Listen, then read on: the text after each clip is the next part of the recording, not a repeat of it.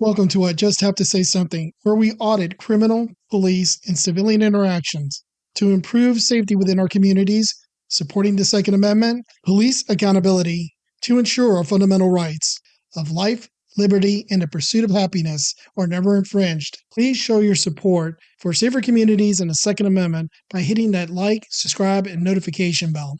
We're going to be reviewing a video from Rebel HQ that originally was created by Utah Cop Watch. This is a pretty creepy police officer. It goes beyond just being a normal tyrant. There's something that got my spider senses going. As a parent of two daughters, this guy gives me pause. I will give you my interpretation of what I'm seeing here as a parent, as a cop watcher, as a former paramedic firefighter. Everything in my being tells me there's some fuckery going on with this cop. I am completely speculating, but my gut feeling tells me that there's something nefarious going on with this cop. And if they ask the Latino community, have you ever had some inappropriate interactions with this police officer? I bet you the Hispanic community can't come up with something with this cop. It's just my senses just tell me something is not right. Again, this is just my opinion. This is going to be based on what I'm seeing, what I'm hearing from the police officer, his body language, and how protective this other cop is of this poor behavior of this sergeant. Let's dive into this. Sit in the car. In Utah, that Taylorsville police sergeant is bullying a peaceful Latina driver. Sir, you can videotape all you want. You just step back, okay? If you listen carefully, you can hear the woman weeping. License and registration. No, one moment to see. Your driver's license ID. Sir, again, you can video all you need to. You don't need to tell me to be quiet. The man recording happened to be nearby Sir, I need to step right. and runs the YouTube site Utah Cop Watch.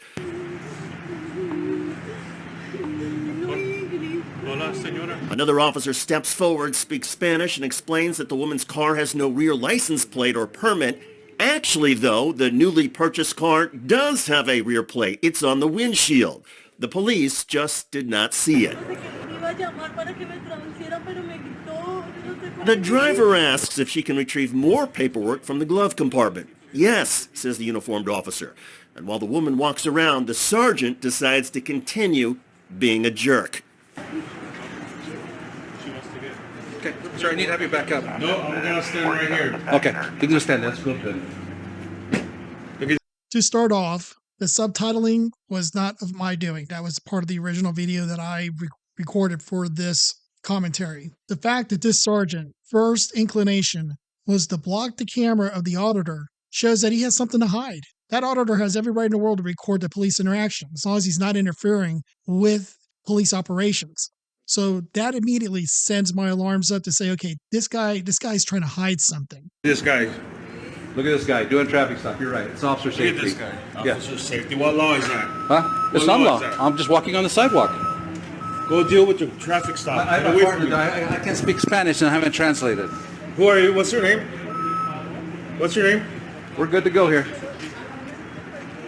Look at this clown. You're right. The clown with the video. Such an idiot, dude. Yeah. I saw the way you were treating her, too. Oh, you did? Yeah. You don't even know what's going on here, sir. So, As the uniformed Taylorsville police officer checks the woman's temporary tag, the sergeant keeps trying to block the auditor's camera. Now, the fact that this officer continues to not have his ego in check and continues to try to obfuscate the auditor's ability to record the session, again, just tells me that he's trying to hide something. But this is what got my concerns up as a parent. And why are you trying so hard to hide what's going on? Is he a Taylorsville officer? I'm trying to, but he doesn't answer. well, I was trying to talk to you, sir. You didn't want to Hey, I don't think your chief's going to like you acting this way. I know your chief really good. Yeah, what's his name then? I'm not talking to you. Yeah, see, you don't know his name. Sir. With the tags in order, the sergeant directs the officer to ticket the woman for speeding. He claims she was going 72 in a 55-mile-per-hour zone. She denies it. Again, corruption in any organization starts at the top. The fact that this sergeant has such contempt for this auditor, for the driver of that vehicle, the way he's talking to them, this person has no right to be in a leadership position within this department. And if the chief of police had any balls, he would sit there and say, you know what, this is absolutely unacceptable behavior and you're being demoted because it gets worse from here. Insurance and speed. Okay. Meanwhile, the sergeant continues to refuse to identify himself, a violation of department policy. So you're not going to identify? Because you were violating my First Amendment right, blocking my camera. That's a violation of the First Amendment. I'm pretty sure in public space you can walk where you want. Yeah, you can't block my camera. You're capable of walking wherever you like, sir. The ignorance of the law is not an excuse, man. Yeah, I couldn't agree with you more. And there's nothing more dangerous than an ignorant douchebag with a badge and a gun. Because the fact is, you're working within the role of a government official. You're not a civilian at this point. At least you're stating you're not a civilian. Because at this point, we still don't know who the hell you are because you won't identify yourself. So while you're in the capacity of a government official, you cannot block First Amendment activities. Yeah, this officer here. Do you want to identify, sir? Excuse me. You want to identify? I'm a Taylorsville officer. Can I get your name? That's as far as it's going today. I'm not talking to you. That's okay. No. Can I get your name? He just told you no. No? I don't have a I'll reason talk to give it to you. Chief. Thank you, though. I asked you for your name. You're supposed to identify yourself in the public. I'm a Taylorsville police I officer. can read that. He's Can I get your name? TY-161. TY-161. That's my badge. Now, I'm going to start this by saying there are a lot of good police officers out there.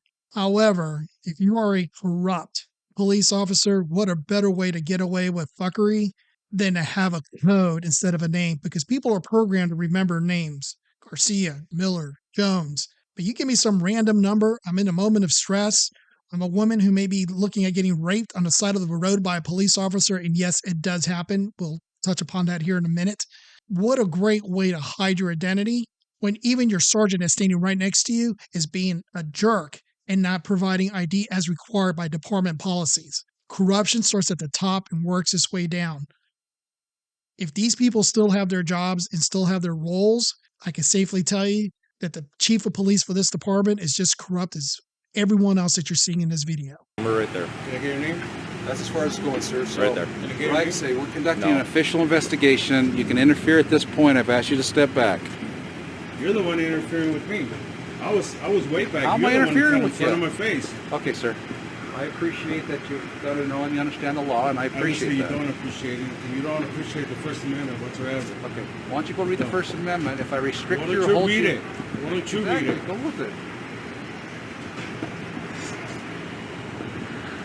A few minutes later, the police finally left. The auditor then spoke to business owners about the beginning of the traffic stop. He was going to beat her up. That's why I came out right away. I don't know. He was following her, and then I saw he was following her, so I came in here, and as soon as I pulled up, he had his hand on his gun, walking towards her. So violence toward her, because he was yelling at her. Oh, yeah. That's why she started crying. I was sitting inside, and I told her, If you guys ever see something like that, take out your phone and start recording. Then the auditor interviewed the Latina driver, who was still in tears.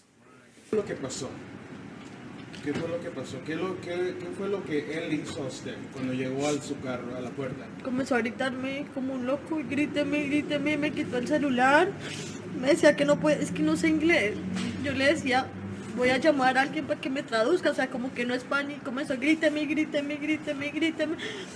Y me quitó el teléfono, me lo tiró y me decía que me sentara y que me metiera al carro. Pero me trató muy feo, me gritó muy feo. Me gritaba y yo le decía que esperara, que ya iba a llamar a alguien para que me traduciera, y él me seguía gritando y me quitó el teléfono. Okay, this is where me as a parent starts asking some questions about this police officer's behavior, because here you go. Granted, you may have thought the car was stolen. You pulled it over. You find that the driver is a very attractive, maybe 5'0" Latina woman who doesn't speak English, and you keep your hand on your gun because officer safety, because you know everybody is Al Qaeda member. or a gangbanger. You start screaming and yelling at her. She tries to call a translator, but you refuse.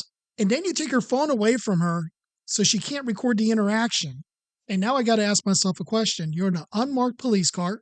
You're refusing to identify yourself. You haven't followed department policy. You're not showing a badge and some type of ID. You're not in uniform.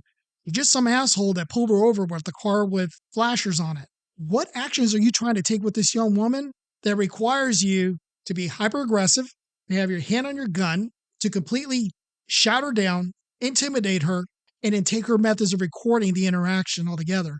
What were you trying to get to? En algún momento él la agarró a usted de la mano. Sí, me agarró y me tiró a la silla del carro para que me sentara. Él la puchó a usted. Sí, para que me sentara. So, él de su pecho. Y me quitó de la mano y me quitó el teléfono y me lo tiró. Now, I know there's some out there that are saying, man, George, you are just going out there. How can you even think that this officer had anything ill intent in mind? Well, check out this video. Welcome back, and thank you for staying with us here on Crime 2 News at 6. I'm Whitney Ward. Good evening, everyone. I'm Mark Handerham. We turn back now to the verdict in the Nathan Nash trial. Within the last hour, a jury reached a verdict in the case. The former Spokane police officer has been found guilty on one count of third-degree rape and on one count of second-degree rape. He was also found not guilty of unlawful imprisonment. And now let's take a look at this video, which just occurred within the last few days, and why it's so important for police officers, especially when they're in unmarked police cars, they're not in uniform, and they refuse to identify themselves according to department standards, why I get so concerned as a parent and as someone who advocates for women's rights. Alert in Tampa, a jury has just found defendant Justin Evans guilty of pretending to be a police officer and raping a woman he detained. Evans claimed that woman made the whole thing up, but the jury didn't buy it. Fox 13's Gloria Gomez shows us the testimony the jury had to weigh today. In August of 2021, prosecutors say Justin Evans was driving around Tampa with a fake police badge and lights. The defendant pretended he was a police officer. He effectuated a traffic stop on a vehicle containing 3 women. One of those women says Evans ordered her out of the car and arrested her. He told me that I was under arrest because he found marijuana in the car. She says Evans handcuffed her and put her in the backseat of his car. He then drove her to an apartment complex parking lot and raped her. He made me lay on my back, so he put his mouth everywhere. She says after the sexual assault, Evans let her go. Additional charges were filed against Evans when another alleged victim came forward after reading media reports and recognizing his car. This time, the crime was captured on surveillance video. Deputies say you see Evans driving a dark-colored Chevy Malibu, pretending to be a police officer, pulling over a woman near the corner of Brook Street North and Bush Boulevard East.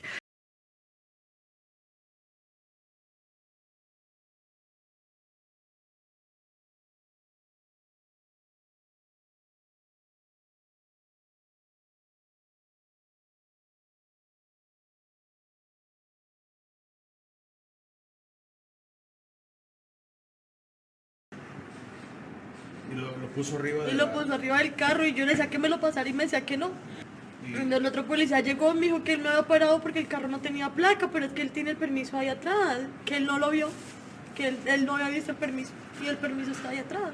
Entonces no le dieron ni ticket ni nada. Sí. ¿Ticket de qué? Ahí lo tengo. Porque me dijo que venía en la Banger por a 70 cuando... Oí que las personas que estaban en el restaurante aquí adentro hasta salieron para afuera porque gritó muy duro. Que estaba gritando muy duro, ¿verdad? Y entonces en ningún momento él le quiso ayudar ni nada. Me gritaba y solo me gritaba. All he did is scream at me, she said. The Taylor, Utah Police Department is not saying much about any of this. This incident happened in November 2022. According to the department's own policy, police are required to identify themselves with their badge number when asked. And if a police officer is not in uniform, like the sergeant, police are supposed to show their badge. This sergeant did not. Instead, he allegedly yelled at the woman, approached her with his hand on his gun, pushed her back into her seat, and threw her phone away from her. Imagine what was going through her mind. How was she supposed to know he was even a cop? And he is exactly right. How in the hell is she supposed to know who this guy is? Just because you have flashing lights on your car and a gun on your hip doesn't mean anything. Policies and procedures and standards exist for a reason, and that is why this sergeant has no business being a sergeant. He has no business being in a leadership role. Thankfully, this happened in front of several stores, and a concerned citizen heard the commotion and stepped up and began filming. That did seem to calm the sergeant down a bit. In any case, this incident is yet another cautionary tale about police. Far too many of them seem to be on a power trip and like to intimidate and terrorize people they suspect of wrongdoing, especially if those people are minorities. The moment this sergeant and his fellow officers saw the woman's temporary tags and realized her car was not stolen, the police should have left.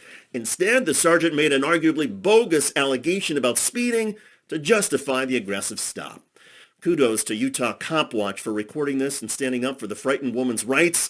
As the auditor advised, always film interactions with police. It is your right, and it protects all of us. I completely agree that the ticket that was given to her was out of retaliation and no other reason.